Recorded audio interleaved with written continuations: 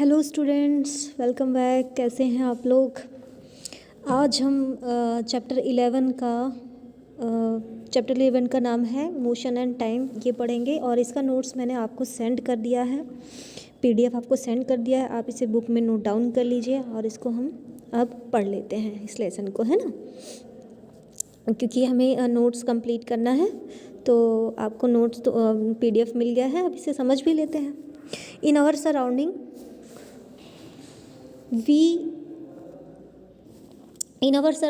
We absorb different type of things. हम अपने चारों तरफ डिफरेंट टाइप के थिंग्स को हम एब्जॉर्ब करते हैं, देखते हैं। Some of them remain at one place and do not move. कुछ ऐसे प्लेस ऐसे वस्तु होते हैं, ऐसी चीज़ें होती हैं जिन्हें at one place to do not move, एक स्थान से दूसरे स्थान पे मूव नहीं किया जा सकता। Whereas many of them show movements, और कुछ ऐसे हैं जो मूवमेंट दिखाते हैं, जो मूवमेंट करते हैं, गति करते हैं। A body walking along a road, a man driving a car, moving up the dog, a football rolling on the ground are few example of thing to show motion. कुछ आपने एग्जाम्पल देखा, जैसे human का drive करना car का, and dog चलता है अपने पैरों से, और फुटबॉल को आप रोलिंग कर सकते हो, घुमा सकते हो, खेल सकते हो, है ना। ये कुछ चीज़ें हैं जो शो करती हैं मोशन, गति शो करती हैं, गति दिखाती हैं।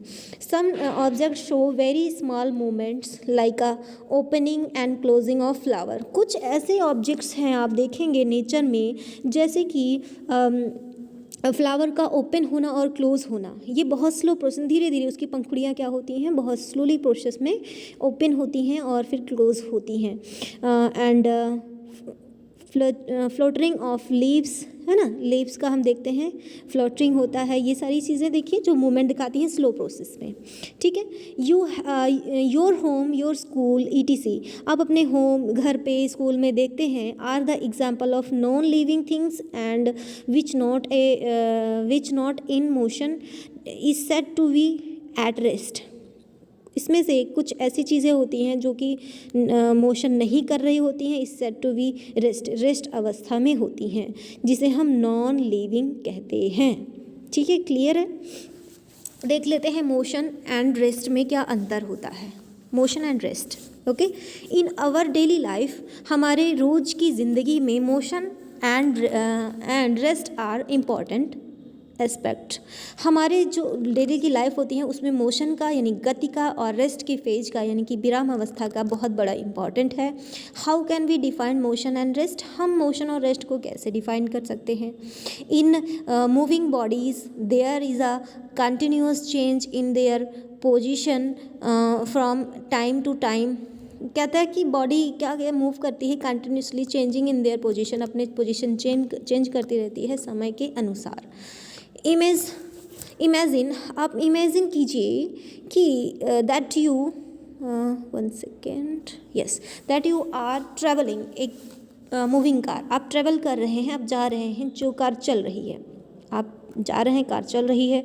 There are many other people with you, आपके साथ और भी पीपल होते हैं उस कार में। Is there any change in your position with respect to the another passenger sitting by your side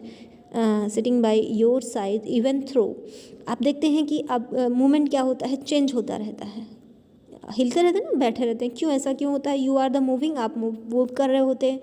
with the car के साथ साथ, कार मूव कर रहा है, आप भी क्या है उसके साथ साथ मूव करते रहते हैं। इसमें मोशन का रूल लगेगा, जिसको हम कहते हैं जड़त्व का नियम होता है, ठीक है, इनर्शिया, लॉ ऑफ इनर्शिया लगता है। एंड देख लेते हैं, सी आउटसाइड फ्रॉम द विंडो, आप अपने बाहर देखिए, विंडो के बाहर अगर देखते हैं, व्हाट डू यू ऑब्जर्व, आप क्या देखेंगे। The tree, homes, lamp and one second, हाँ,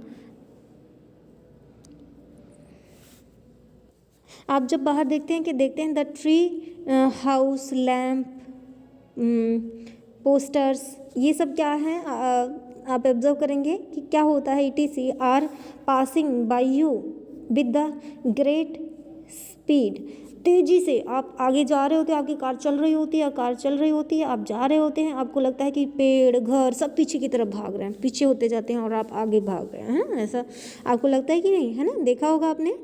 but actually house poles ETC ये पोल्स, ये जो खंबे हैं, घर हैं, एक्चुअली में ये आर नॉट मूविंग नहीं कर रहे होते हैं।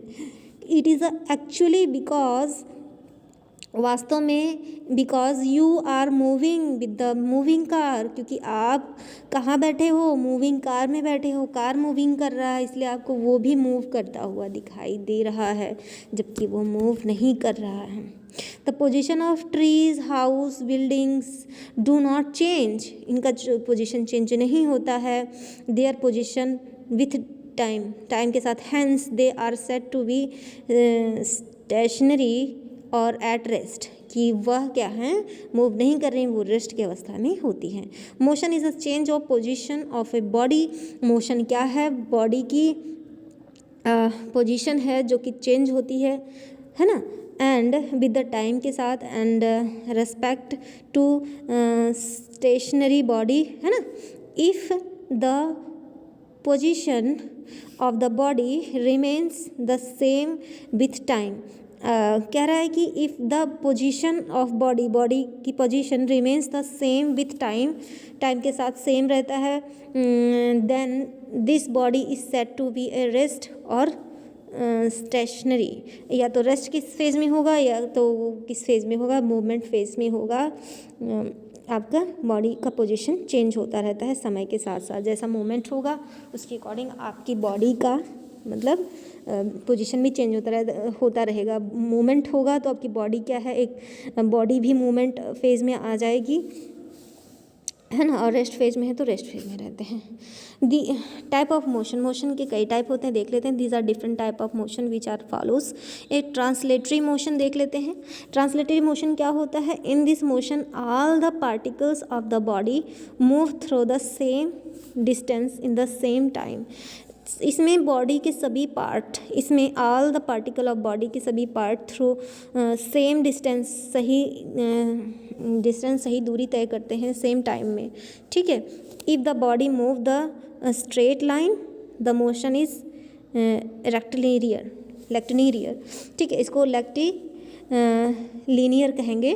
जब बॉडी स्ट्रेट चल रहा होता है, स्ट्रेट मूवमेंट कर रहा होता है, बिल्कुल सीधा मूवमेंट कर रहा होता है, तो इसको क्या कहेंगे, रेक्टिलिनियर मूवमेंट कहेंगे। If the body move along the curved line, अगर कर्व लाइन के ऐसे कर्व लाइन, मुड़ी हुई लाइन है, मुड़ा हुआ रास्ता ऐसे कर्व कर रहा है, तो उस समय कर्व लाइन मोशन हो रहा होता है, कर्व लाइन कहेंगे उसको, है ना। ए मूवेबल कार और the train movement of an aeroplane, या एरोप्लेन मूव कर रहा होता है। A body sliding down a slope the motion of a, आगे नेक्स्ट उसमें है आपका, नेक्स्ट पेज में है, drawer of table and some example of stationary motion, है ना। And when the walk along the curved track the motion is curve line. अगर curve line क्या होता है, कर्व लाइन के किनारे अगर कोई चीज़ मोशन कर रहा है तो उसको कर्व लीनियर मोशन बोलेंगे, कर्व लाइन मोशन कहेंगे, ठीक है। आप जब भी पढ़ा रहे होते हैं आपका बुक सामने खुला होना चाहिए, तभी आपको समझ में आएगा। क्या होता है, कई बार ये वीडियो क्लियर नहीं होता है, कुछ ऐसे प्रॉब्लम्स होती हैं इसमें क्रिएट होती हैं, क्लियर नहीं होता, तो आप बुक लेके बैठेंगे तो आपको क्लियर समझ में आएगा, क्योंकि यहाँ से हम बोल रहे होते हैं, आप बुक में देखेंगे उसको, आप समझ पाएंगे, ठीक है। ओके स्टूडेंट्स, आज के लिए बस इतना ही। टेक केयर, अपना एग्ज़ाम दीजिएगा, ठीक है, ध्यान से, और चैप्टर जो भी आपको दिया गया है तैयार कीजिए क्वेश्चंस को। Okay, have a nice day.